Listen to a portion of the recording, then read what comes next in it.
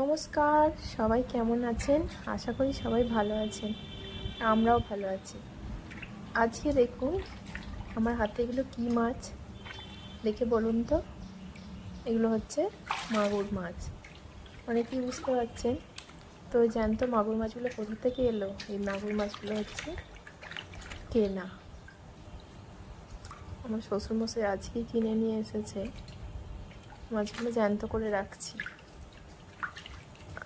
আর এর মধ্যে থেকে একটা আজকে কাটা হবে, কারণ মাগুর মাছের ঝোল হবে। কী দিয়ে আজকে মাগুর মাছের ঝোল হবে সেটা দেখার জন্য অবশ্যই পুরো ভিডিওটি আপনাদের দেখতে হবে। আর এখানে যে আমার মা এসেছে, আমার মা কাটতে বসে গেছে সবজি। তা আজকে সবজিগুলো মা কেটে দিচ্ছে, আর এইদিকে শাশুড়ি মা কাটবে মাছটা, আর রান্না করব আমি। আজকে 3 জন মিলে কিন্তু রান্নার জোগাড় হচ্ছে। এই যে সবথেকে বড় যে মাগুর মাছটা, সেটাই আজকে কাটা হচ্ছে। আগে এইসব মাছ পুকুর ডোবাতে প্রচুর পরিমাণে পাওয়া যেত। এখন আর সেইভাবে এইসব মাছ দেখাই যায় না, খুবই কম দেখতে পাওয়া যায়। বাজারে তো আর আসেও না সেইভাবে এরকম মাছ। তো আবার মা আজকে একটা কথা বললো, আমি তো শুনেই অবাক হয়ে গেলাম। সেটা হচ্ছে এই মাগুর মাছের নাকি লেজের দিকটা কেটে রান্না করতো আগেকারের মানুষ, আবার বাকি অংশটা রেখে দিত, সেটা নাকি আবার জ্যান্ত থাকতো। শুনেছেন এরকম কথা? আমি তো শুনিনি, এই প্রথমবার শুনলাম। শুনেই তো আমি অবাক হলাম। বেশ মজারও, কিন্তু অবাক করা কথা। তো মা ঠাকুমাদের অনেক অভিজ্ঞতা, তারা যেসব জিনিস দেখেছে আমরা কিন্তু সেসব জিনিস এখনও চোখে দেখিনি, শুধুমাত্র কানেই শুনছি আর অবাক হচ্ছি। যাই হোক, আগে কিন্তু মানুষদের অনেক কিছু এইসব জিনিস খাঁটি পেয়েছে, আর এখন আমরা যেটাই খাচ্ছি সবেতেই কিন্তু ভেজাল দেয়া। প্রত্যেকটা জিনিসেই কিন্তু কীটনাশক ছাড়া কোনো কিছুই হয় না। মাছই বলো, মাংসই বলো, বিভিন্ন রকম সবজি, সব কিছুতেই এখন কীটনাশক। আমরা কিন্তু খাঁটি জিনিস কিছুই পাচ্ছি না। তাই তো মানুষের আজকাল এত রোগ জ্বালা বেড়েছে, আর অকালে মানুষ মরেও যাচ্ছে। এই সমস্ত কিছু প্রত্যেকটা খাবারেই যদি সেই বিষের মতো খাওয়া হয়, তাহলে মানুষ কতদিনই বা বাঁচবে বলুন। তো যাই হোক, গল্প করতে করতে এদিকের মাছও কাটা হয়ে গেছে, সবজিও কেটে রাখা হয়ে গেছে। তো আমি এবার রান্নাটা করতে আরম্ভ করে দিয়েছি।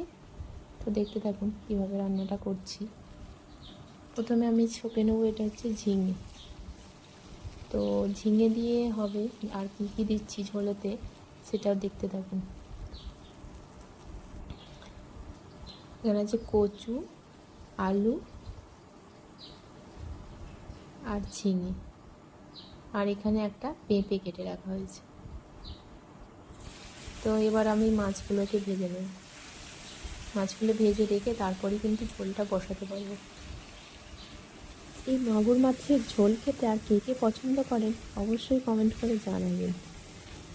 তো মাছগুলো আমার কিন্তু ভাজা হয়েই এসেছে, এবার ঝোলটা বসাচ্ছি। ঝিঙেটা তো আগে ছকে রেখে দিয়েছিলাম, তারপর আমি আলু আর কচুটা একসাথে ছকে নিয়ে তারপরে এখানে জল ঢেলে দিয়েছি, লঙ্কা হলুদগুলো দিয়ে। তারপরে পেঁপেগুলোকে এমনি তুলে দিয়েছি, দিয়ে এখানে ঢাকা দিয়ে রেখে দিলাম, দিয়ে সেদ্ধ হচ্ছে। আর এখানে বাটা আছে জিরে মৌরি, শুধু এতে জিরে মৌরি দিয়েই ঝোলটা করব। এর মধ্যে এবার সেদ্ধ হয়ে এসছে, এর মধ্যে জিরে মৌরির বাটাটা ঢেলে দিব। তো ঢেলে দিয়েছি, আর এবার মাছগুলোকে দিয়ে দিলাম। এবার ঝোলটাকে নামিয়ে এবার ঝোলটাতে ফোড়ন দেব। তাই কড়াইতে দিয়েছি সামান্য একটু তেল আর একটু পাঁচফোড়নটা একটু ফুটে উঠলে বা ভাজা ভাজা হয়ে গেলে এর ওপরে এবার ঝোলটাকে দিয়ে দেব। বাস, তাহলেই কিন্তু হয়ে যাবে আমার ঝোলটা রেডি। তো আর কে কে এইভাবে মাগুর মাছের ঝোল করেন অবশ্যই জানাবেন। আমি এইভাবে করলাম, আপনারা কীভাবে করেন সেটা পারলে কমেন্টে জানাতে পারেন।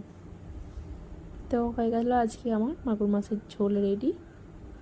চলুন আজকের মতো ভিডিওটা এই পর্যন্তই। সবাই ভালো থাকবেন, সুস্থ থাকবেন।